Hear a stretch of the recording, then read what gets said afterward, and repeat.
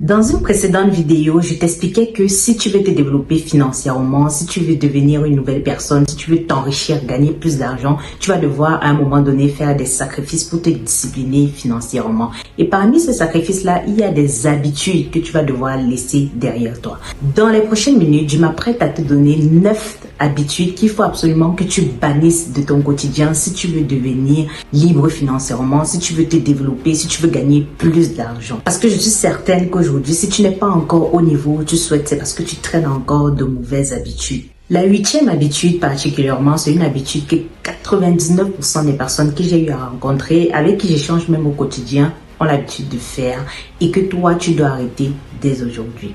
Avant de continuer, si c'est la première fois que tu rejoins cette chaîne, je te souhaite la bienvenue. Ici, on va parler de finance, on va parler d'investissement, surtout d'investissement parce qu'on a multiplié notre argent. Et on va parler de mindset parce que ça va te demander de te développer, ça va te demander d'être une nouvelle personne. Et si tu écoutes cette vidéo aujourd'hui, ce n'est pas par hasard, ça signifie que tu es une personne qui a plein de projets, une personne ambitieuse, une personne qui souhaite élever tes standards. Et j'ai pas mal de contenus qui pourront t'aider à atteindre tes objectifs. Alors, la première habitude que je souhaite que tu arrêtes tout de suite, si tu es encore en train de le faire, c'est le fait de te payer en dernier après avoir fait toutes tes dépenses. On a tous eu à un moment donné, quand on n'était pas encore discipliné financièrement, je parle pour moi, cette habitude-là de toujours gérer des petites dépenses à côté, gérer d'autres choses avant de gérer notre épargne. À partir d'aujourd'hui, si c'est à la fin du mois que tu prends l'habitude de regarder combien est-ce que tu peux épargner, change cette habitude tout de suite et commence à épargner dès que tu reçois de l'argent. C'est super important de te payer en premier pour pouvoir assurer toi que tu vas gagner plus d'argent à l'avenir, que tu as de quoi investir et surtout que tu as de quoi te libérer financièrement. Ça va commencer par une discipline d'épargne que tu vas mettre en place de façon automatique pour pouvoir avoir de l'argent chaque mois que tu iras investir. Et tu dois le faire idéalement de façon automatique. Ça signifie que tu as déjà programmé des virements qui agissent de telle sorte que dès que tu reçois ton salaire, le 2 du mois par exemple, ce montant-là est déjà viré sur un autre compte. Et comme ça, tu es tranquille et tu sais que tu n'auras pas à faire d'autres dépenses en comptant sur cet argent-là. Cet argent-là est déjà sécurisé. C'est important d'avoir cette habitude-là et ça va te donner une discipline financière et tu verras que tu pourras commencer à investir petit à petit sur des supports en bourse par exemple et accumuler de l'argent. Donc première chose, paye-toi toujours en premier et la meilleure façon de le faire c'est de mettre en place un virement automatique pour sécuriser ton argent. La deuxième habitude que je veux que tu arrêtes aujourd'hui, c'est le fait de normaliser les dettes. Ici, je veux parler, on va je fais un peu mon coup de gueule. Je veux parler ici à des personnes qui ont des dettes qui ne produisent pas d'argent. Les mauvaises dettes, il faut arrêter de normaliser ça. Des dettes pour des vacances, des dettes pour des crédits auto et tout ça. Il faut arrêter. Il faut arrêter. Il faut arrêter de normaliser le fait que avoir un crédit de consommation, c'est quelque chose qui vient t'alléger. Tout ça, c'est quelque chose qui vient t'appauvrir. Donc, si aujourd'hui tu as l'habitude de prendre des dettes de consommation ou alors de payer en 4 fois, 5 fois, 6 fois. Si tu payes en 4 fois, 5 fois, 6 fois, ça signifie que tu n'as pas les moyens de t'offrir ce que tu veux faire en fait. Donc, prends l'habitude de payer comptant. Ça signifie, si tu payes comptant, que tu as les moyens pour le faire. Surtout sur tout ce qui est passif. Je ne vois pas pourquoi tu dois aller faire les paiements en plusieurs fois. Si tu le fais en plusieurs fois, c'est que tu n'as pas les moyens. Et donc, ce n'est pas à ton niveau. Donc, cherche ce qui est à ton niveau. Ok? Donc, deuxième chose, tu arrêtes ces paiements en plusieurs fois. Tu arrêtes ces dettes-là parce que ça reste des dettes. Et tu commences à te discipliner sur ta façon de faire des achats. Ce qui m'amène à la troisième habitude que tu dois arrêter. C'est arrêter de faire des dépenses, de faire des achats avec des émotions. D'accord? Pour combler des vides émotionnels, par exemple. Parce que il y a les deux cas. Il y a des achats qui sont impulsifs et il y a des achats qui viennent combler des vides émotionnels. Supposons par exemple que tu te sens mal, tu as bien envie d'aller faire du shopping, ça te réconforte, ou tu as envie d'aller dans un espace qui va te rendre mieux, faire du spa si ce n'était pas prévu, par exemple. Si ce n'était pas prévu, c'est quelque chose qui vient grignoter en fait un argent que tu aurais pu mettre de côté, par exemple, pour épargner. Et donc c'est une mauvaise habitude. Tu es en train de réagir sous l'émotion, tu n'es pas en train de réagir parce que tu avais par exemple planifié de le faire ou parce que c'était un argent que tu venais gratter d'un budget plaisir. Si c'est le cas, oui, c'est ok. Mais si c'est pas le cas, ça signifie que c'est une mauvaise habitude que tu es en train d'avoir. Donc attention à l'émotion quand tu veux faire les dépenses. Beaucoup de personnes ont cette mauvaise habitude-là. La quatrième habitude que tu dois arrêter, c'est de continuer à être toujours dans le flou financier. Ça, c'est une erreur grave. Il n'y a rien de plus grave pour une personne qui veut se développer, pour une personne qui veut grandir, que de vivre dans le flou. Tout doit être clair pour toi. Tout doit être posé pour toi. J'ai déjà fait plusieurs vidéos dans ce sens-là sur la chaîne. Tout doit être clair. Arrête d'avoir l'habitude de ne pas savoir où tu en es, de ne pas savoir où va ton argent, de ne pas savoir dans quoi tu dépenses, de ne pas savoir pourquoi est-ce que tu te retrouves toujours à découvert. La clarté, c'est ce qui va te garantir le succès financier. Donc, aujourd'hui, arrête d'avancer dans le flou et rassure-toi que tout ce que tu fais de façon consciente et que tu arrêtes cette habitude-là de toujours être dans le flou. Cinquième habitude qui brouille beaucoup de personnes dans leur évolution financière, ça va être le fait de ne pas avoir de fonds d'urgence. Malheureusement, lorsque tu n'as pas de fonds d'urgence, tu vas te retrouver en train parfois d'avoir peur de faire certains investissements parce que tu as peur justement de perdre toute ton épargne, ou alors tu vas te retrouver en train d'avoir peur de prendre certains risques jusqu'à un certain niveau. Tu vas avoir peur d'évoluer parce que tu n'auras pas justement sécurisé. Je dis souvent que tu es éligible à l'investissement quand tu as déjà assuré ton fonds d'urgence. Assurer ton fonds d'urgence, ça veut dire commencer à mettre de l'argent pour ton fonds d'urgence, et quand tu commences à être à la moitié de ton fonds d'urgence, à ce moment-là, tu peux commencer à faire de petits investissements à côté. Mais tant que tu n'as pas de fonds d'urgence du tout, pour moi, tu n'es pas éligible malheureusement à l'investissement. Tu dois rentrer d'une case et commencer à constituer ton fonds d'urgence avant de penser à la partie investissement. Sans fonds d'urgence, tu n'es pas éligible à investir. Je suis désolée, tu rentres à la case d'avant et tu te remets en ordre de marche pour pouvoir avancer de façon sereine et investir également de façon sereine sans avoir trop de maux de tête.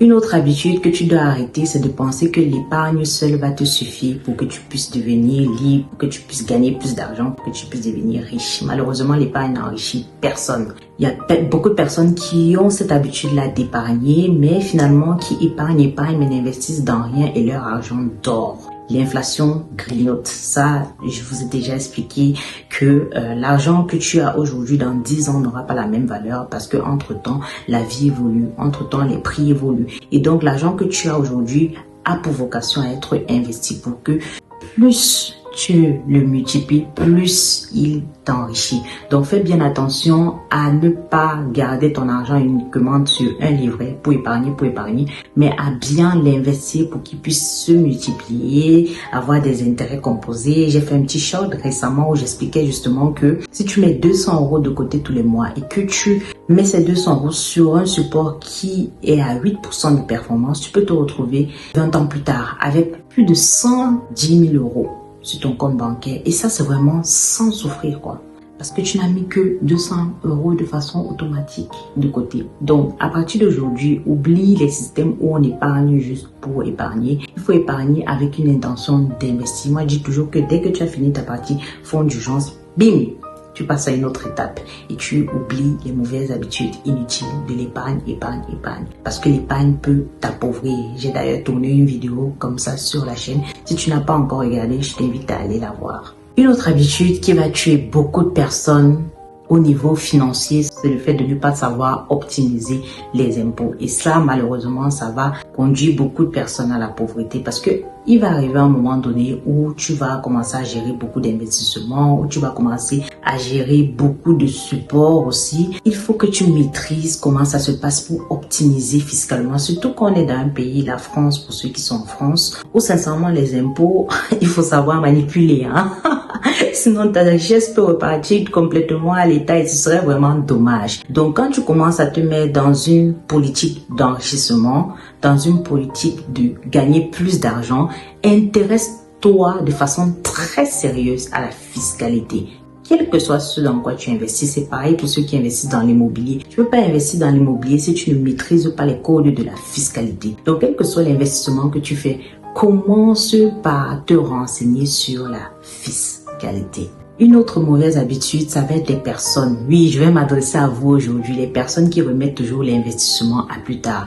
Il y a des personnes qui avaient pour ambition d'investir en janvier 2025. Nous voici arrivés à la fin de l'année. Ces personnes-là n'ont toujours malheureusement pas investi, ce qui est dommage parce qu'elles remettent toujours leur projet à plus tard. Ce que je vais t'inviter à faire, c'est que quand tu as un projet, par exemple un très gros projet, et que tu te rends compte que finalement tu ne peux pas le réaliser, demande-toi À quel niveau d'échelle je peux réduire la dimension du projet, mais quand même passer à l'action pour faire quelque chose? Si par exemple tu avais pour objectif, je sais pas, d'acheter un appartement, peut-être un grand appartement, est-ce que tu peux acheter par exemple un studio ou l'acheter un appartement plusieurs pièces? Si tu avais par exemple l'ambition de lancer un gros projet, est-ce que tu peux pas lancer un projet un peu plus petit? Mais arrête de remettre tes investissements à plus tard. Depuis tu entends par exemple sur cette chaîne, je te parle de la bourse et tout. Est-ce que tu as déjà ouvert les comptes? Est-ce que tu as déjà investi en bourse? Est-ce que tu as compris comment ça fonctionne? Est-ce que tu as commencé à avoir un minimum un peu d'intérêt sur ton compte en bourse depuis que tu suis cette chaîne? Donc,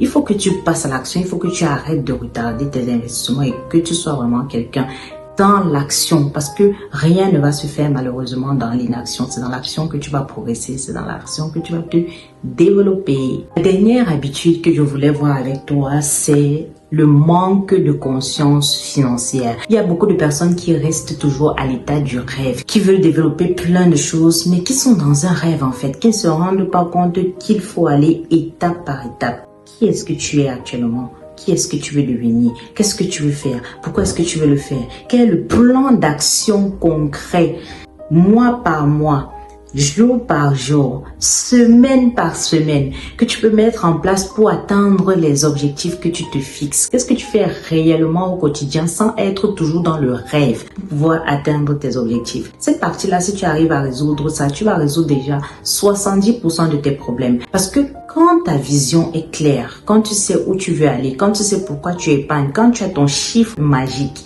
j'appelle souvent chiffre magique le montant que tu mets sur un projet que tu souhaites accomplir. Quand tu as ton chiffre magique, tu sais que tout ce que tu es en train de faire financièrement s'oriente vers ce chiffre-là. Et donc, ça devient beaucoup plus facile pour toi de mettre de l'argent de côté. Ça devient beaucoup plus facile pour toi de chercher à te développer parce que ton ambition est très claire. Donc, arrête de rêver, arrête de prendre l'habitude de te mettre des projets comme ça à la volée. Non, mets-toi un projet fixe que tu vas atteindre, une somme précise et go, go, go, go, go. Chaque mois, tu te donnes pour ambition d'avancer pour que ce projet-là se réalise. Tu go straight. C'est super important pour toi de comprendre ça. Donc, voilà ce que je voulais partager avec toi dans cette nouvelle vidéo. Je veux que tu me dises en commentaire quelle habitude tu décides à la fin de cette vidéo d'arrêter complètement, ou alors s'il y en a que tu as déjà décidé d'arrêter, quelles sont les habitudes que tu as décidé d'arrêter pour que ça aide par exemple d'autres personnes à la communauté, que ça les inspire. Et n'oublie pas, si tu n'es pas encore abonné, de t'abonner à la chaîne. On se retrouve dans une prochaine vidéo. Bye bye.